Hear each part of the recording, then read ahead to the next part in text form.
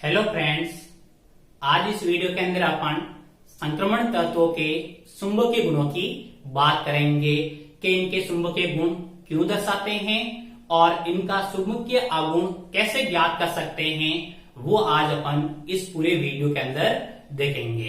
तो बात करते हैं अपन संक्रमण तत्वों के चुंबकीय गुण, magnetic properties of transition element की। तो इनका जो मेन कारण है वह अयुग्मित इलेक्ट्रॉन के कारण, यानी संक्रमण तत्वों में अयुग्मित इलेक्ट्रॉन होने के कारण ये हैं, वो कौन से गुण दर्शाते हैं? चुंबकीय गुण दर्शाते हैं। तो अपने को मेन जो पॉइंट है वो पहला पॉइंट अपना ये ध्यान रखना है, अयुग्मित इलेक्ट्रॉन होने के कारण कौन से गुण दर्शाते हैं? चुंबकीय गुण दर्शाते हैं। अब बात करते हैं अपन कि जो इनमें इलेक्ट्रॉन होता है, इलेक्ट्रॉन एक छोटे चुंबक के समान कार्य करता है, छोटे चुंबक के समान कार्य करता है। यानी इलेक्ट्रॉन है वो एक छोटे चुंबक की भांति क्या करता है? व्यवहार करते हैं। अब बात करते हैं अपन किसी पदार्थ की। तो किसी पदार्थ में जो चुंबकीय गुण है वो इनकी इलेक्ट्रॉन की दो प्रकार की गतियों के कारण उत्पन्न होते हैं। तो अपन बात करते हैं किसी पदार्थ में चुंबकीय गुण इलेक्ट्रॉन की दो प्रकार की गतियों के कारण होते हैं। और वो कौन कौन सी गति होती हैं? जिसमें से सबसे पहले जिसको अपन कहते हैं कक्षीय गति। कौन सी गति? कक्षीय गति, या जिसको कहते हैं अपन ऑर्बिटल मोशन। इस कारण से, और इसके कारण एक चुंबकीय आघूर्ण उत्पन्न होता है जिसे कहते हैं कक्षीय चुंबकीय आघूर्ण। कक्षीय चुंबकीय आघूर्ण, ऑर्बिटल एंगुलर मोमेंटम, और जिसको शो करते हैं म्यू एल से। किसे शो करते हैं? म्यू एल से। और दूसरी गति की बात करें तो दूसरी गति है सक्रण गति, जिसे कहते हैं स्पिन मोशन। और इसके कारण जो चुंबकीय आघूर्ण उत्पन्न होता है उसे कहते हैं चक्रण चुंबकीय आघूर्ण, और इसको स्पिन एंगुलर मोमेंटम। अब अपन इसको जो शो करते हैं वो होता है म्यू एस से, और इन दोनों का योग ही कुल चुंबकीय आघूर्ण होता है। तो कुल चुंबकीय आघूर्ण की बात करते हैं अपन, तो mu is equal to mu l plus mu s b m होता है। ये अपने पास mu is equal to mu l plus mu s होता है। अब बात करते हैं अपन संक्रमण तत्वों की। संक्रमण तत्वों में n-1 डी कक्षक सतह पर होने के कारण, कहां होते हैं? सतह पर होने के कारण बाह्य वातावरण से प्रभावित होते हैं। बाह्य वातावरण से प्रभावित होते हैं, जिसके कारण इनकी कक्षीय गति कक्षीय गति सीमित हो जाती है, सीमित हो जाती है। अर्थात म्यू एल इजिकल टू कितना हो जाता है, 0 हो जाता है। Mu L equal to 0।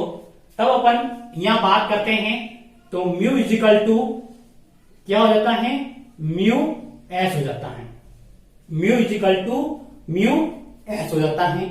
अपन एक इंपॉर्टेंट सूत्र की बात करते हैं चुंबकीय आघूर्ण ज्ञात करने का, तो वो होता है म्यू यानी चुंबकीय आघूर्ण equal to mu is equal to root N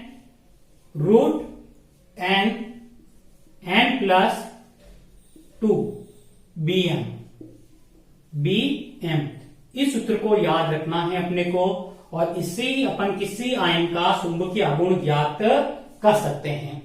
mu is equal to root N plus 2 होता है, रूट एन प्लस 2 होता है, और इसी से अपन क्या करेंगे, चुंबकीय आघूर्ण ज्ञात करेंगे। अब बात करते हैं अपन यहां पर, तो यहां म्यू इजिकल टू क्या हो गया, चुंबकीय आघूर्ण हो गया, चुंबकीय आघूर्ण। और स्मॉल एन की बात करते हैं तो स्मॉल एन कहलाएगा अयुग्मित इलेक्ट्रॉन की संख्या, अयुग्मित इलेक्ट्रॉन की संख्या। क्या है यहां पर स्मॉल एन, अयुग्मित इलेक्ट्रॉन की संख्या। और अब बात करते हैं अपन के जो बीएम है, बीएम इसको कहेंगे bore magneton, bore magneton, bore magneton कहते हैं, जो चुंबकीय आघूर्ण का क्या है, मात्रक है। चुंबकीय आघूर्ण का क्या है, मात्रक है। अब अपन कुछ ट्रिक की बात करते हैं। इस ट्रिक को भी ध्यान रखना आपको कि अगर अयुग्मित इलेक्ट्रॉन है, कैसे हो, अयुग्मित इलेक्ट्रॉन, तो वह आयन या यौगिक कैसा होगा, अनुचुंबकीय होगा। कैसा होगा, अनुचुंबकीय। और कैसे इलेक्ट्रॉन हो, युग्मित इलेक्ट्रॉन हो, युग्मित इलेक्ट्रॉन हो तो वह कैसा होगा, प्रतिचुंबकीय, प्रतिचुंबकीय। इस ट्रिक्स को ध्यान रखना है। अयुग्मित इलेक्ट्रॉन तो अनुचुंबकीय, अ से अ ध्यान रखना, अयुग्मित इलेक्ट्रॉन अनुचुंबकीय, और युग्मित इलेक्ट्रॉन है तो कैसा होगा, प्रतिचुंबकीय। बीएम की वैल्यू भी होती है 1, बीएम इजिकल टू होता है EH upon 4 pi MC। 1 BM equal to EH upon 4 pi MC। E electron, H Planck constant, M electron का द्रव्यमान, और C यहां पर क्या, प्रकाश का वेग होता है।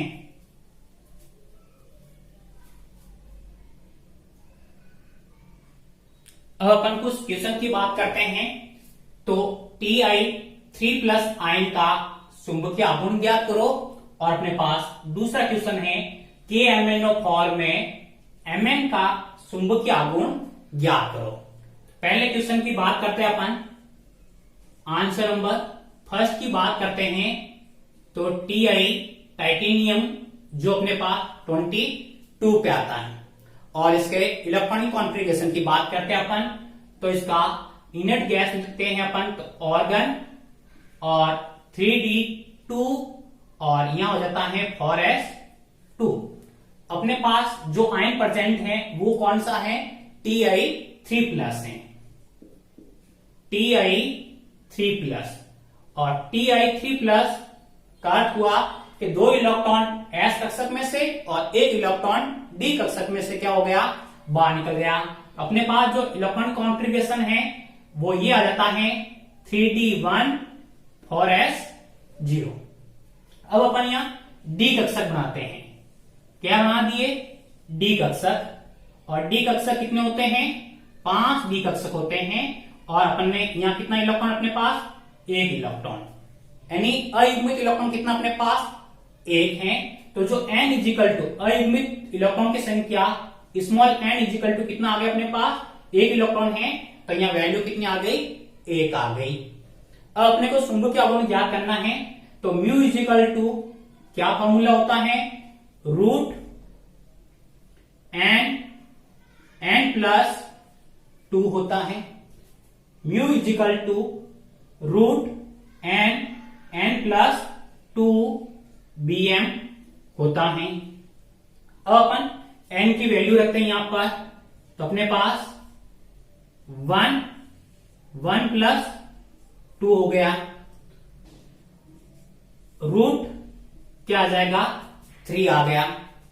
अब म्यू की जो वैल्यू है वो आ जाएगी, रूट 3 का मान होता है 1.73 bm। ये इसका आंसर आ गया। अब बात करते हैं अपन क्वेश्चन नंबर 2 की।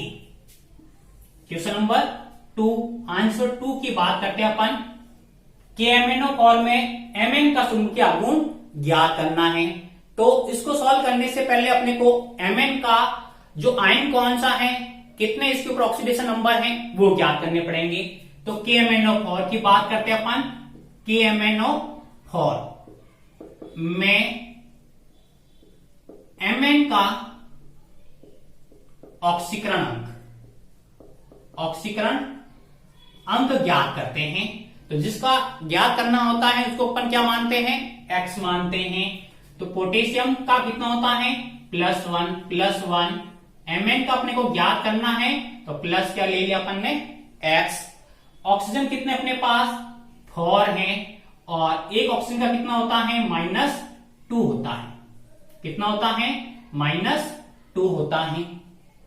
इसको सॉल्व करते हैं अपन, तो अपने पास 1 plus x minus 8 equal to कितना आ जाएगा, 0।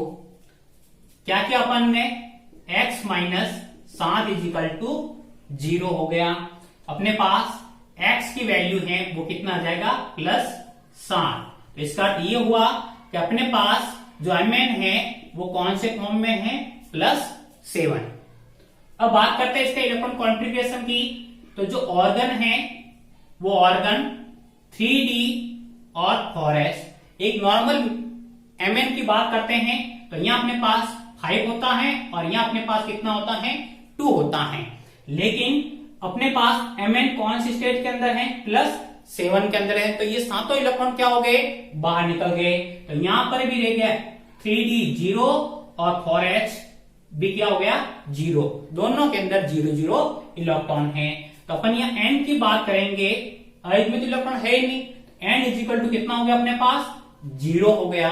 और अपन चुंबकीय आघूर्ण के अंदर इसकी वैल्यू ज्ञात करनी अपने को, म्यू इजिकल टू फॉर्मूला अपने पास n प्लस क्या होता है, 2 होता है। और n की वैल्यू 0 रखने पर म्यू इजिकल टू कितना आता है, 0 आता है। इस तरह से आप इस फॉर्मूले का प्रयोग करते हुए किसी भी आयन का चुंबकीय आघूर्ण ज्ञात कर सकते हैं।